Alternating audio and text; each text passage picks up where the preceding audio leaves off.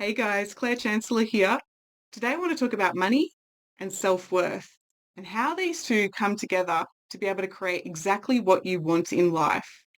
I've had the great honor of walking alongside clients to pay off their mortgage, buy their dream home, or have that investment portfolio. The thing that these clients had in common was that determination to clear away their limiting beliefs and all of the old programs that held them back so they could have that alignment within their self-worth. And that's exactly what I want to talk about today is the strategy to do that, to build up that self-worth so that when you know exactly what you want, it's so much easier to be able to create. So let's look at that.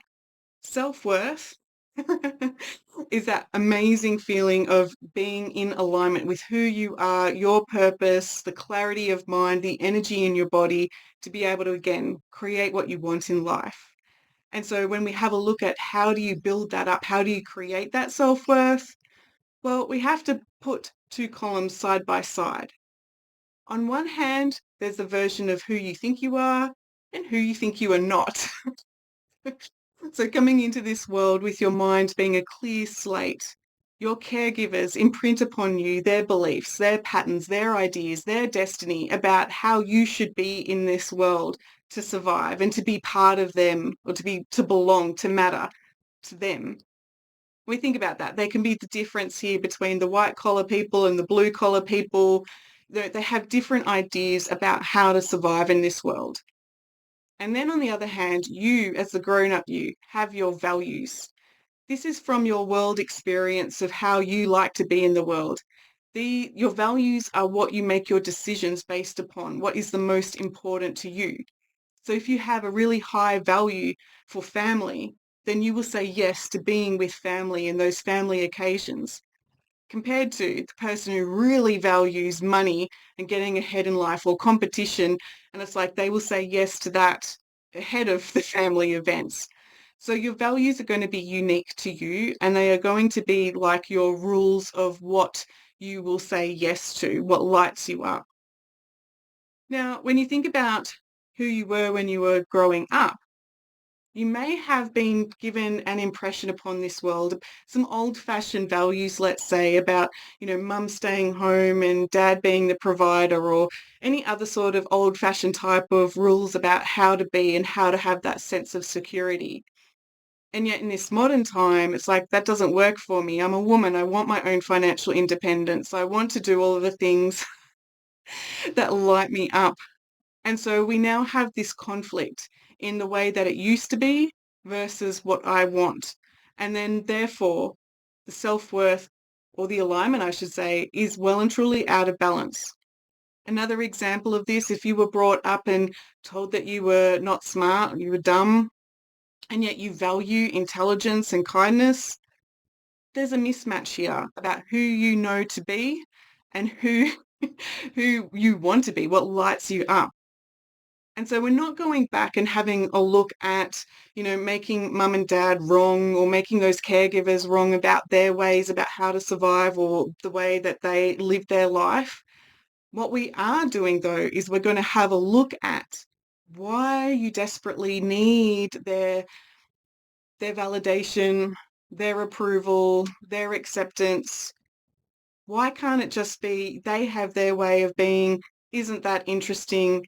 I'm going to write the rules for my future about how I want to be and be able to have that harmony, knowing that, yes, you can have and live up to the values that are important to you without the nagging of the past or nagging of worrying about disappointing them or, being quiet and not speaking up because you don't want to rattle things over here with the family. So this is where we're having a look at your self-worth in coming into alignment with respecting the past, knowing what you want for the future, and being really lit up about what you want to create instead of putting the foot on the brakes because, that's not the way it's been or mum will disapprove or, or whatever it might be. And so recently I had a client and she came to me like, okay, spoken to the financial advisor.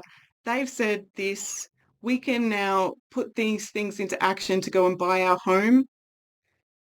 There was still something nagging at her about going ahead with this particular plan, there was still doubt. And, you could say, oh, well, it's a big risk, or there's a lot of, paying off the mortgage and, all of the things that went with it. But when we unpacked what was the doubt, first we touched on the fact that this was going to put a bit of a stress on her relationship with her mum for a variety of different reasons. And yes, while she wanted what she wanted with her husband, it was like, yeah, but it's going to cause stress over here with mum, and that's going to be too big a deal. And we had to look at, okay, well, why are we still seeking mum's approval? Where do you lose your voice in saying what you want to say, how you want it to be, taking the ownership and the responsibility for the decisions that you want for your future? Where is that? And then when we started to, cut the cut the cords between, the fear of disappointing mum, things started to lighten up. And when we started to look at the plan of like, okay, this home that you want to build or buy or whatever it is that you want started to become crystal clear. She actually didn't even want to buy a home. She wanted the financial security. Now, that's a whole different path of coaching, right? We're no longer looking at, okay, how to pay off the mortgage, how to manifest in the money, how to do all of the different things. We're now looking at, is that the right decision to buy a home?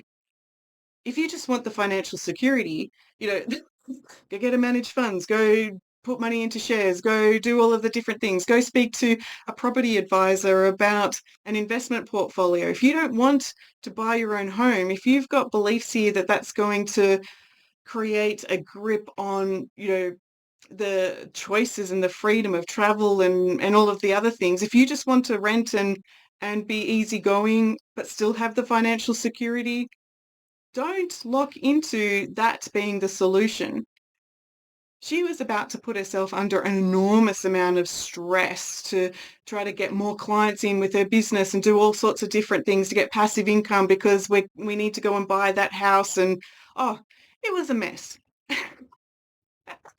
And so obviously it's going to take multiple sessions, but we have to disconnect everywhere where she's shooting herself to the future, shooting herself to how it should be, should have a mortgage to be secure, should all of the things I could project. But again, coming back to self-worth and money, it's an interesting one because when clients tell me at the end of the day, buying that house represents financial security, that word security tells me that it's not about the dollars in the bank account. It's actually, believe it or not, the permission to rest.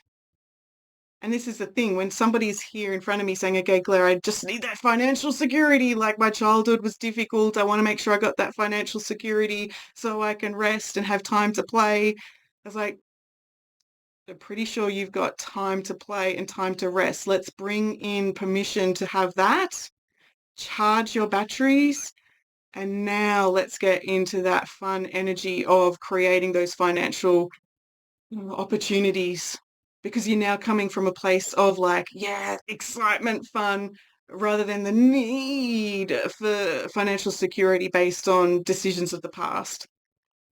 There's obviously a lot to unpack here and only so much I can share in a short video. My number one takeaway here is if you have that quest for that home or that financial security, you want to have a look at what does that house represent to you? What does the financial security represent to you? And then you want to be able to unpack all of the need and the insecurity and the fear of disappointment. You want to clear away all of that because when you are not looking through the lens of the past, not looking through the lens of the need, the lens of worry and anxiety, you start to have clarity about what's the most important to you. Your body, your mind, your energy will dial up to be able to create that because you are in full alignment. And it is incredible. It is incredible how quickly things can change for people when they know exactly what they want, they're in alignment to what they want, and their self-worth backs them up to be able to create that on what they want, not the past, not their parents. not their limiting beliefs. It's like, no, this is what I want. So, yeah, hopefully you've got a bit of a takeaway here and something to consider that it is achievable to have that financial security, but you want to make sure you're in alignment to have that because you desire it, not because you need it. The neediness will repel it every single time. I'm Claire Chancellor, and I will talk to you later. Bye, guys.